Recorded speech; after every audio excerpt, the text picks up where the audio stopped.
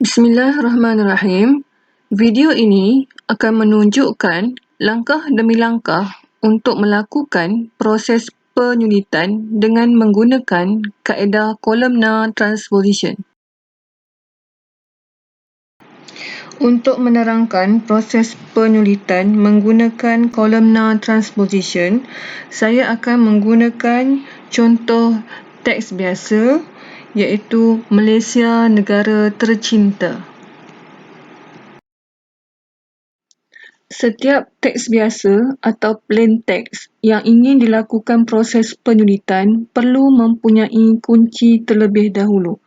Oleh yang demikian, pengirim perlu menentukan kunci yang akan digunakan. Kunci merujuk kepada satu perkataan. Setiap huruf dalam perkataan akan mewakili satu laju. Kita akan mulakan langkah demi langkah proses penyulitan teks biasa Malaysia Negara Tercinta, kunci, cuti, kaedah columnar transposition. Bilangan huruf dalam kunci akan menentukan bilangan laju. Contoh kunci yang digunakan, cuti. Perkataan cuti terdiri daripada 4 huruf. Ini bermaksud jadual yang dibina terdiri daripada 4 laju. Seterusnya, kita akan menomborkan setiap laju mengikut susunan abjad. Susunan abjad yang pertama ialah huruf C. Maka kita akan nomborkan C sebagai nombor 1. Okey, abjad yang seterusnya adalah I. So, kita akan nomborkan I sebagai nombor 2. Susunan abjad yang seterusnya adalah T. Kita akan nomborkan T sebagai laju yang ketiga. Dan yang terakhir, susunan abjad U. Dan kita akan nomborkan U sebagai nombor 4. Langkah seterusnya adalah menentukan bilangan baris. Untuk menentukan bilangan baris, kita akan menggunakan formula berikut. Bilangan baris sama dengan bilangan abjad dalam teks biasa dibahagikan dengan bilangan abjad dalam kunci. Terdapat 22 bilangan abjad dalam teks biasa dan 4 bilangan abjad dalam kunci.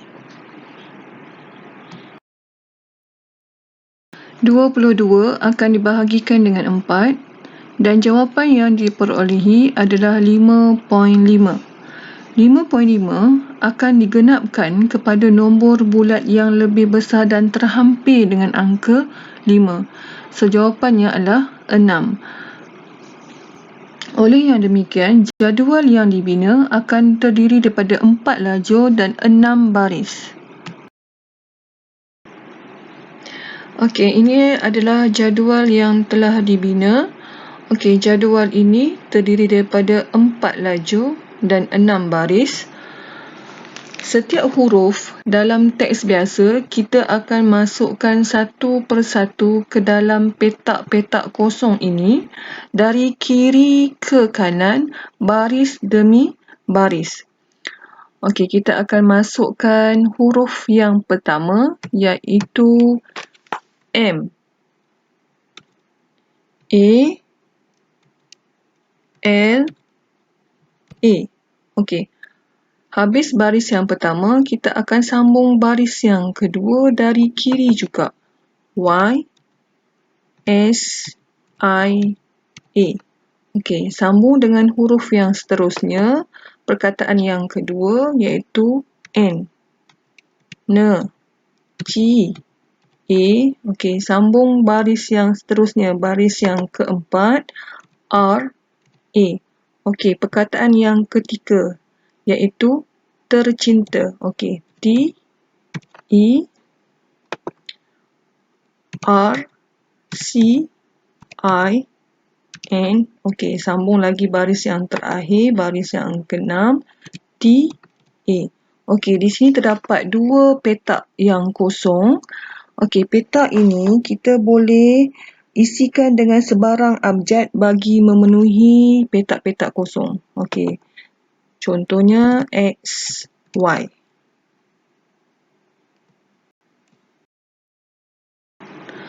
Langkah yang ketiga adalah menulis teks cipher berdasarkan jadual yang telah dihasilkan.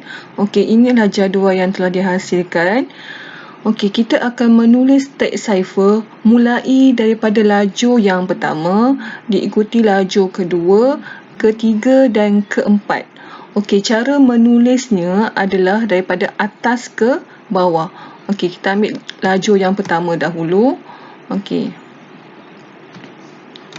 Kita ambil daripada huruf M.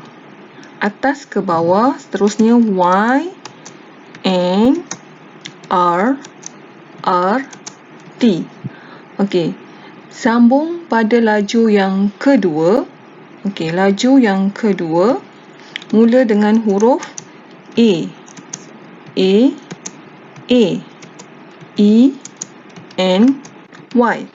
Okey, sambung pada lajur yang ketiga. Okey, masukkan L, I, G, T, I, X. Okey, yang terakhir, lajur yang keempat. Atas ke bawah. A, S, E, A, C, A.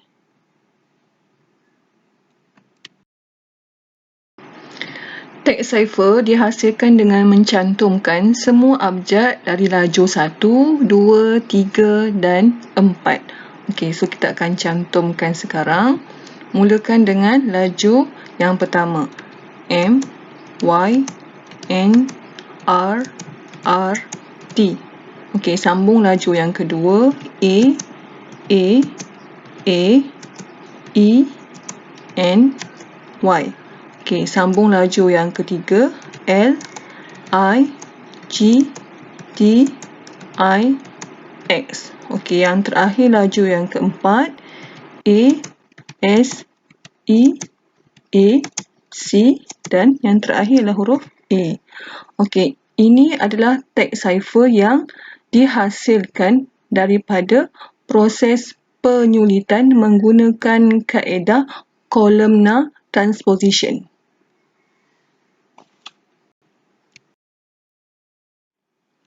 Hasil daripada langkah demi langkah yang telah dilakukan, kita telah berjaya menghasilkan teks cipher menggunakan kaedah columnar transposition.